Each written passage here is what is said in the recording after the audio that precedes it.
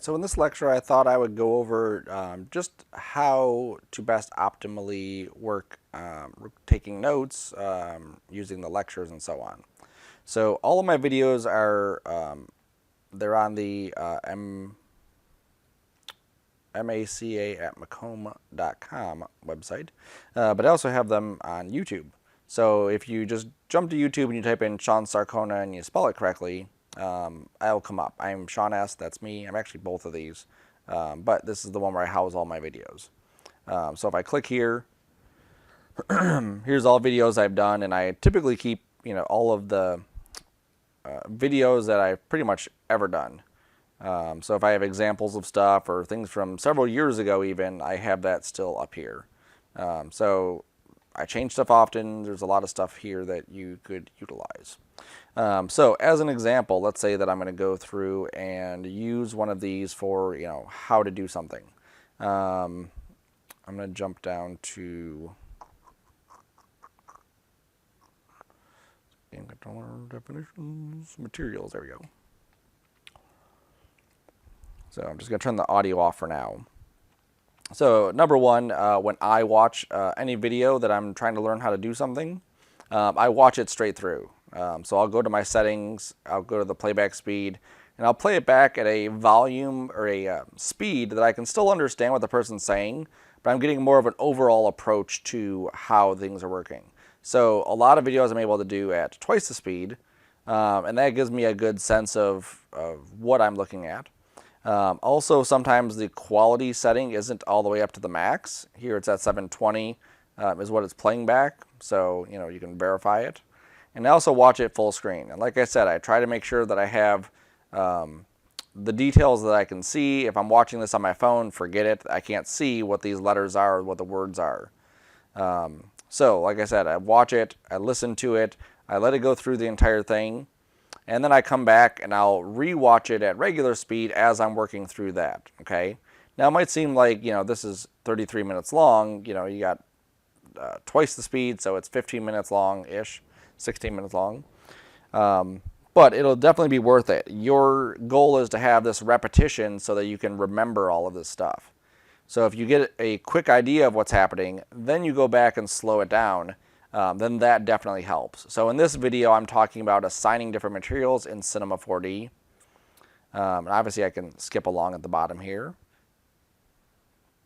And I'm going to just jump back out of this. Now let's say that I'm watching through this the second time, and there's something in here that I really want to remember. Like I want to remember where specifically, let's say, this window is, okay? I'm going to use OneNote, and for anything that I need to remember, I use this OneNote app.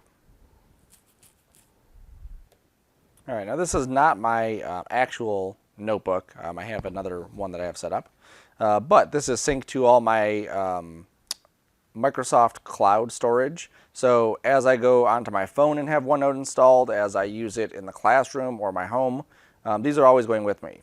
So on the left side here, these are your navigation, searching, and obviously recent notes. I call these the notebooks, okay? So depending on what the topic is, I'll have a different one. So if you had several classes, I may have one that's, let's say, MACA 1900, okay, which is animation, Introduction to Motion Design, okay? Now, if you don't want the 1900, don't put 1900, but there it is. And then inside here, I have pages. So this could be a page on a topic, this could be a page on the day or whatever, but these are great ways to have your notes. If you need to add pages, obviously add page at the bottom. Delete pages, delete page. So I'm just going to call this, I'll make a new one here because this is actually Cinema 4D stuff, 2510. Intro C4D. There we go. And this new page will be called, let's say, render settings or material settings. All right. So now, as I'm going through this lecture here, and I, take note of some of the things that are happening. How do we make a new material? Oh, you're able to, you're able to go to Create, Shader, and pick one from the list. So I can switch back to this, Create New Material, right click, and Material Area, and go to New Material. Okay, which is, pretty obvious how to create a new material, but it definitely helps. Okay. Oh, there's two ways to do it. You can also double click. All right, so I can maybe put this in here. So create new material, right click, and then let's say that I wanted to just hit enter, hit tab key, and then just have like a list here. Double click, new material window area. And what's cool too, you could also, if I just click on this and this, and then I should be able to bullet this.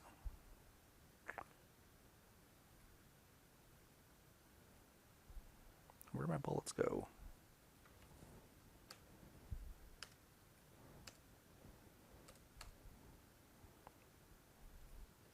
There they are. So on my home tab, there's bullets. Boom. And if I don't want a new bullet, I just hit enter and go down a couple lines, and I can start typing in something else. Okay. I could also, let's say I wanted to, I may not remember where that material area is. So I'm going to go back here, the very beginning, and I'm going to do a screenshot of that. So I'm going to go to my Onenote Snipping App. And if you right click, you can go to the icon defaults, and you can either do a new quick note, which is just typing something quickly, open OneNote, which is what I already have, or take a screen clipping. So that's what my default is. So I'm just going to click on this, and then just take a little screenshot of this area. And then I'm just going to say copy this to clipboard, and then I can just paste that right in. And now I can see this is the area I'm talking about. And if I'm not sure, I can go to my Draw tab, go to this blue pen here. Oops. Click off that, come on.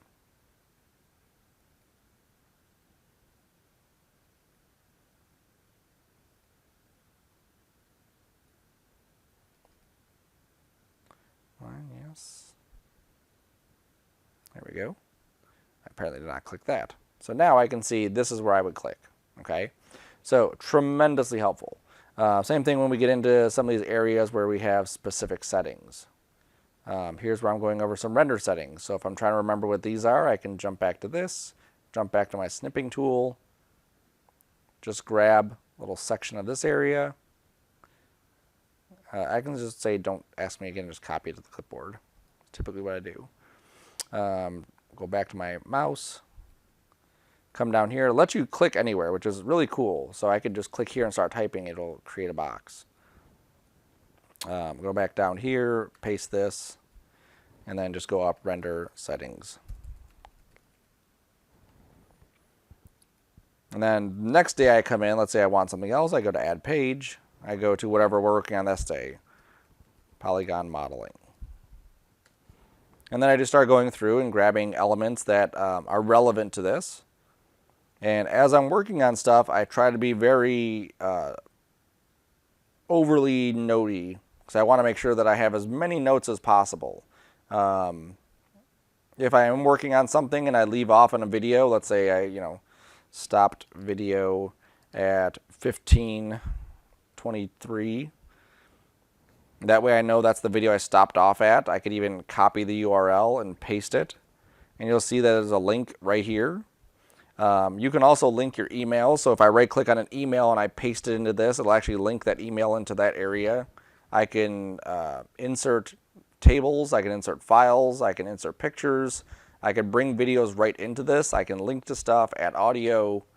There's a million things you can do with this software. It's really cool. Here's some stickers. Maybe. There we go.